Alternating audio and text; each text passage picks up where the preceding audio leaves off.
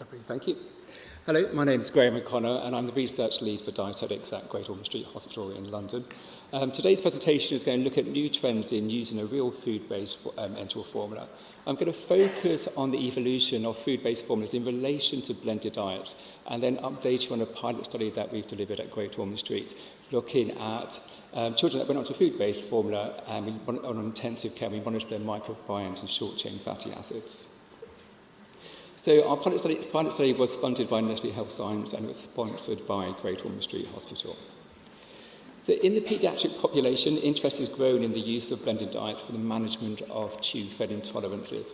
And this has really been driven by the United States due to their medical insurances. So depending on the type of diagnosis, the type of tube to feed, the type of tube they might be on would depend on the actual medical insurance that they would get if they had medical insurance at all. So parents would then adopt their own blended diets because it was cheaper. But what was interesting was that families that did adopt the blended diets found that the children tolerated it much better. And this all is what sort of snowballed the blended diets. Now, interestingly, the British Dietetic Association and ESPEN have now produced clinical guidelines on using blended diets. Now, as dietitians know, 5 years ago, we couldn't even mention the word blended diet. It was one of those dirty words. But now we have really shifted with the cultural changes. However, in an acute clinical setting, a blended diet may not always be possible. We often use post-pyloric feeding in acute clinical setting, and there is that risk of microbial contamination because we're bypassing the hydrochloric acid of the stomach. Also, the viscosity and the energy density of blended diets can be a little bit lower because we need to get the fluid thin enough to go through the tube. And often on intensive care or a child has renal issues, we have to food restrict them to optimise their medical status. So it's not always ideal to have a blended diet. Also, electrolyte variability. If parents are bringing in their own blended diet each day, we're not always sure what's happening in that. We're not always sure what's in that formula. If a child is critically unwell, septic, their normal homeostatic feedback mechanism for controlling their electrolytes will not be optimal. So we give them extra potassium or sodium, could be causing issues with the serum, which is going to be an extra headache for the consultants on the ward with these critically unwell children, which they don't need. So industry has responded to this shift in feeding practices and developed a food-based enteral formula that contains rehydrated food. Now, in the UK, we only have access to one food-based enteral formula, and that's NHSc Health Science, but Nutricia are currently developing their own version, which is a vegetarian version. The one that we do have available in the UK has 14% rehydrated real foods, which is about 1 gram of fibre and 100 mils, and it has rehydrated peas, green beans, peats and oranges. But what's interesting from this mixture of foods is the type of fibre that it's influenced within the gut. And these are what we class as the microbiome enhancing foods, and there's a real mixture of these types of fibres. It also has chicken within the product. Now, we've only had access to a food-based formula in the UK for about 2 years. So I led a national retrospective study just to see who was implementing the formula. And we had 3 tertiary centres that signed up. So that's Great Ormond Street, Evelina Children's Hospital and Sheffield Children's. And we also had a community centre in Hereford. And we looked at patients that had switched to a food-based formula due to previous feed intolerances that were reported. Patients had to have been on the food-based formula for at least a month before we collected data. And after switching to the food-based formula, parents reported, or dietitians actually reported 90% improvement in their gastrointestinal symptoms. One of the greatest improvements that we saw was in our children with constipation. So of the cohort of patients, 13 children had constipation, and of these, 11 were on medication to control their constipation. After 1 month on the food-based formula, 7 patients had either reduced the quantity or frequency of the medication, and then 1 child actually stopped medication altogether. And we've been fortunate to publish our results of the study. So we published in Nutrition and Clinical Practice that really focused on the gastrointestinal side. And then we've also published in Clinical Nutrition ESPEN, where we looked at the feeding method, looking at bolus versus continuous feeding. And the results showed that whether it's fed continuously or bolus feeding, it was well tolerated. We also had 4 patients that were fed jejunally as well, and that was also well tolerated. I just want to draw your attention to this paper. I was fortunate enough to attend ASPEN and ESPEN this year, and this paper by Taines et al. Was referenced repeatedly, and it looks at the role of dietary fibre in the recovery of the human gut microbiome. And it just shows the catastrophic effect of not having fibre in your diet, whether it's fed enterally or within an oral diet, after a bout of intensive care or serious illness. I'm going to allude to this paper later on, but I would really recommend that you have a read of it, because it just, again, encompasses everything we've learned about fibre and the microbiome. And just to continue on that theme of intensive care, and just to lead on to the pilot study, I want to talk to you about sepsis in intensive care. So sepsis is the leading cause of mortality in hospitalised children. Paradoxically, antibiotic management of sepsis can increase the susceptibility to other opportunistic infections due to intestinal dysbiosis. And this intestinal dysbiosis is exacerbated by the antibiotic-associated diarrhoea. And we can see diarrhoea in up to 70% of our patients. Now, on the whole, microbiomes don't fare too well in a clinical setting. Invariably, a child comes onto intensive care with an infection, or we give them an infection accidentally. And of course, this is when antibiotics are really important to control the bad bacteria. But it also wipes out all the good bacteria within our gut and on our skin. So just to break this down, looking at an overview of the interplay of the microbiomes, we mentioned before how important prebiotics and fibre are, but particularly these important fibres that are your fructose oligosaccharides and your galacto-oligosaccharides. And these feed the good bacteria in your gut, particularly your lactobacillus and your bifidobacterium. But what's really important is the end product of that microbiome metabolism, and that's your short-chain fatty acids. And we're particularly interested in the butyrate, acetate, and propionate, because these are a fuel source for your enterocytes within your gut, but they also act as an anti-inflammatory, but not just at a local level, but also at a systemic level. There's some really interesting meta-analyses now out that look at the gut-brain axis, showing the link that the gut has with psychiatric disorders and neurological disorders. It's a fascinating area. They've also now isolated tryptophan within the gut mucosa, which is a precursor for serotonin, which just links up this whole theory behind that gut axis relationship. So if you do have a chance to have a read of those meta-analyses, it's definitely, again, an area that we're moving towards. The issue that we have is in a clinical situation, we often give them antibiotics, rightly so in most cases, and it blocks this area here between the microbiome and the short-chain fatty acids. So we're not getting that production of short-chain fatty acids to help with that anti-inflammatory effect at a systemic level. So why are food-based enteral food formulas well tolerated? We know from our retrospective studies and from our clinical practice, when the children go into a food-based formula or a blended diet, they're better tolerated. And then children that are being admitted to hospital on antibiotics are most needing of these high-fibre formulas to potentially mitigate some of this intestinal dysbiosis that occurs from the antibiotics.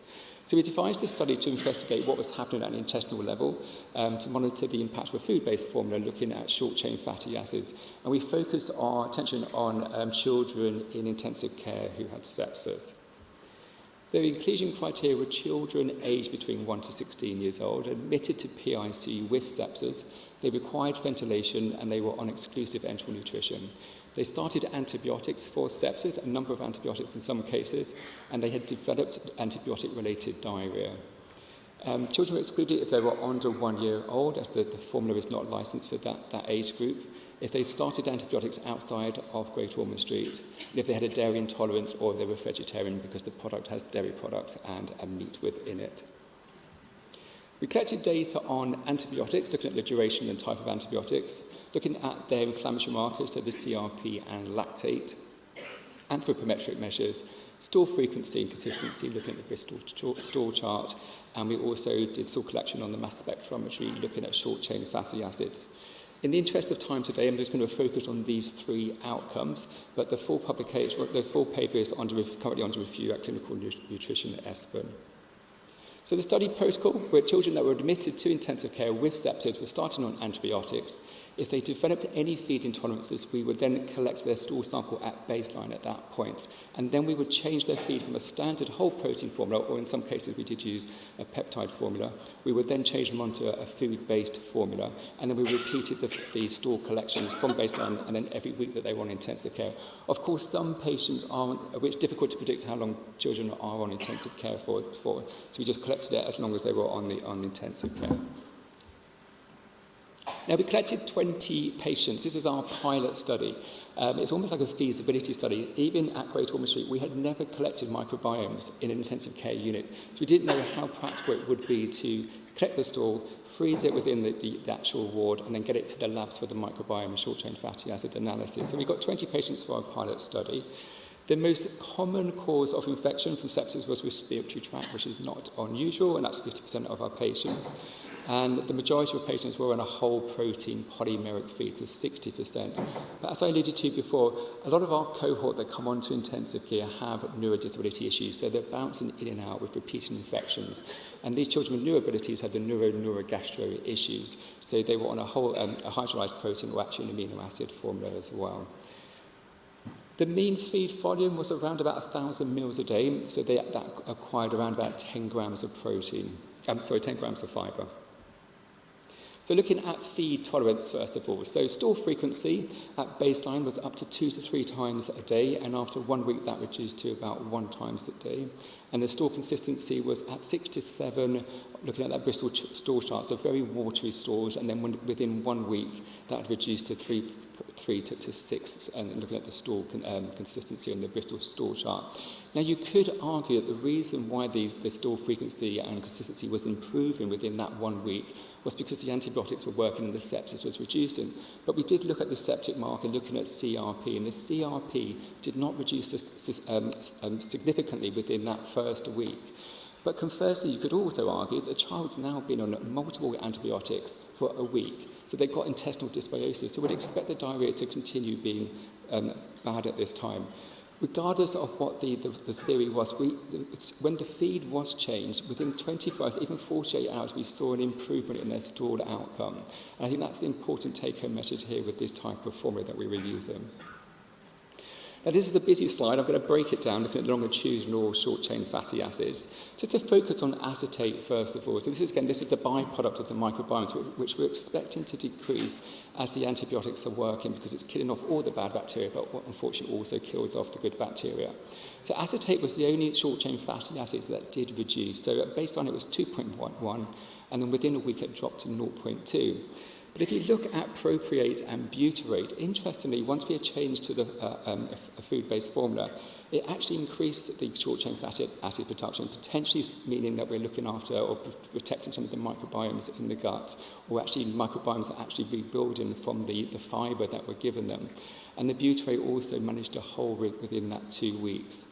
And here are just some of the overall P values that we looked at. In the world of short-chain fatty acids, even though it looks like quite a significant drop, it actually didn't class as significant at this time. I think what's interesting here is just looking at future research projects. Like, is there a particular antibiotic that is affecting the production of acetate or the microbiomes that are producing the acetate? So it's just an area, again, looking into research with microbiomes. Now, looking at weight change, focusing on SED scores here. Interestingly, what we did notice that children that come down to Great Ormond Street were in a malnourished state. So the baseline SED score was at minus 1.8. And then we saw quite a significant weight drop. And this is classic of intensive care. These children are catabolic from sepsis. They are having repeated feed interruptions from investigations, and they're often food restricted to optimize their respiratory function. So we do see a weight loss, and this is really across a lot of the literature that you see in tertiary centres where we have complex children. We managed to grab some of this weight back by week 2, so we got back to their baseline weight, but this is just classic of weight loss on an intensive care unit just due to all the confounding factors there. So in summary, short-chain fatty acids have beneficial effects on intestinal mucosa integrity and the systemic immune function. Antibiotic treatment is strongly associated with diarrhea in patients receiving enteral nutrition linked to intestinal dysbiosis. A food-based formula was well tolerated at a clinical level, improving stool frequency and consistency within 1 week of switching formulas, and actually within 24 hours, 48 hours, we saw an improvement. Children who had switched to a food-based formula maintained their fecal butyrate and propionate concentrations during admission to PICU. So children that do have sepsis and antibiotic-related diarrhea may benefit from a food-based enteral formula. Now, looking at the next steps, now ideally we would love to do a randomised controlled trial in this cohort, but it's actually very difficult to compare two products within the same unit, looking at when you're comparing the two industries. And even within an industry, if you've got two projects to compare, it does cause some problems. Now, of course, you can get funding from the government to do this, but it's very competitive when you get NHR funding. So it would need a lot of thought and a multi-centred, even a multinational project to look at this. But what we're really interested in is going back to that TAMES at L study, that recovery phase. We know when children come in with chemotherapy, mucositis, antibiotic-related diarrhea from sepsis, we want to know how quickly can we recolonise that gut to get to that optimal stage to optimise that brain-gut axis. And this is something that we're looking to do now, doing a much larger validation study as a case control study to say, does a food-based formula, does it improve that gut microbiome as quick as possible, really. There's some key references there, and I think we've got questions at the end, but thank you so much for listening.